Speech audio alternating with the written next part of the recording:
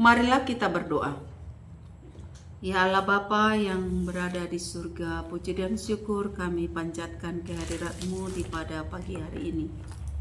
Pada pagi hari ini kami akan mendengarkan firman Tuhan.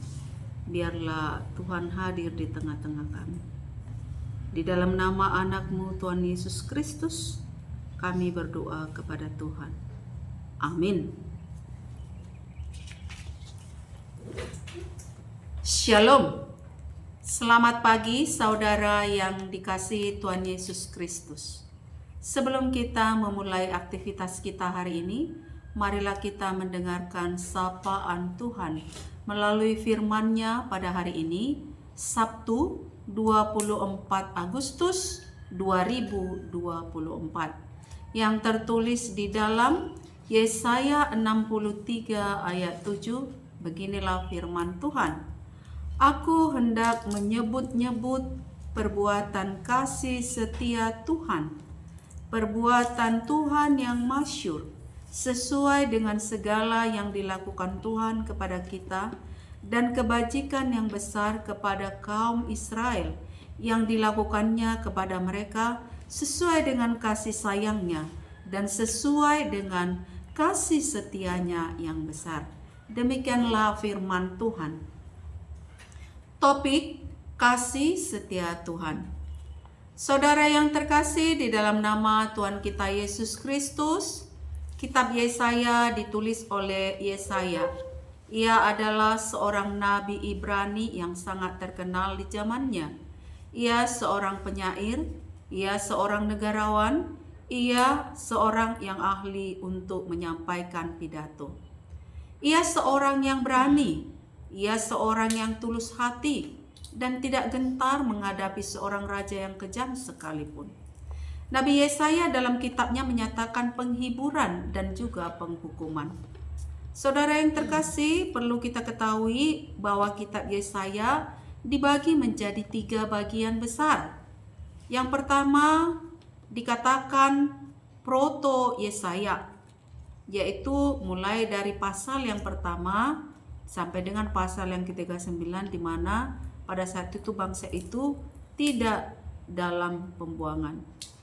Yang kedua, pasal yang ke-40 sampai dengan yang ke-55 disebut juga Deutero Yesaya, atau yang dikatakan bagian kedua. Ini adalah masa-masa pembuangan bangsa Allah. Dan yang ketiga disebut Trito Yesaya, atau bagian yang ketiga, yaitu pasal yang ke-56 sampai dengan 66 yang disebut Trito Yesaya, yang itu adalah masa sesudah pembuangan.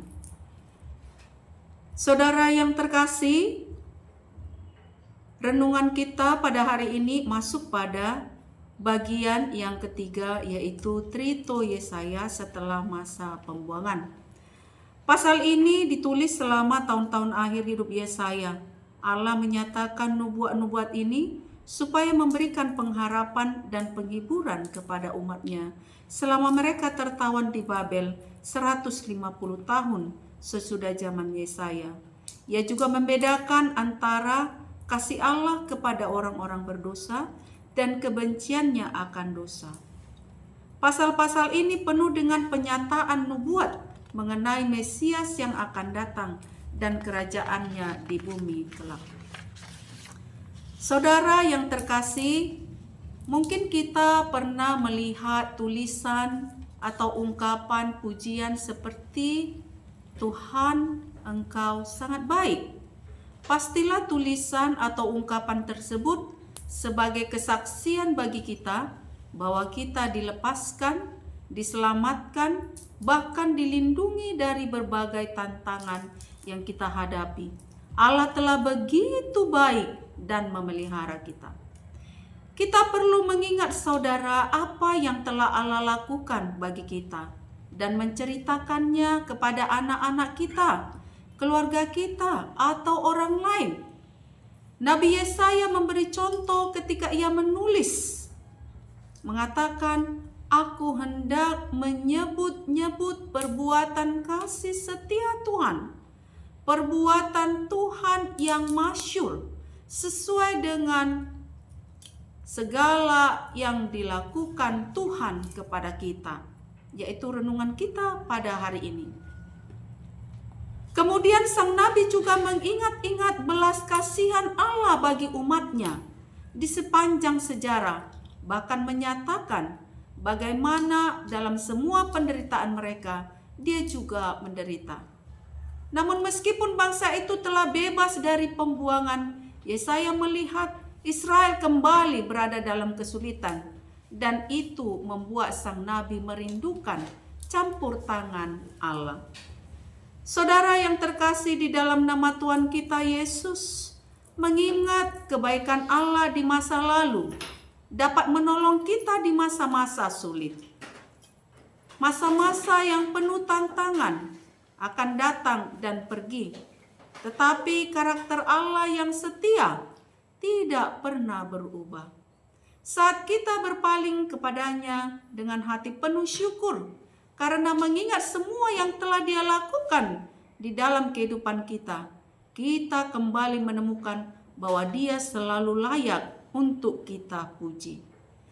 Dan kita layak mengatakan, aku hendak menyebut-nyebut perbuatan kasih setia Tuhan.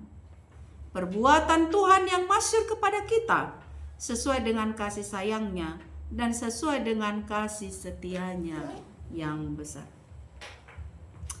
Demikianlah sapaan firman Tuhan untuk kita. Tuhan menyertai aktivitas kita hari ini. Tuhan memberkati. Amin.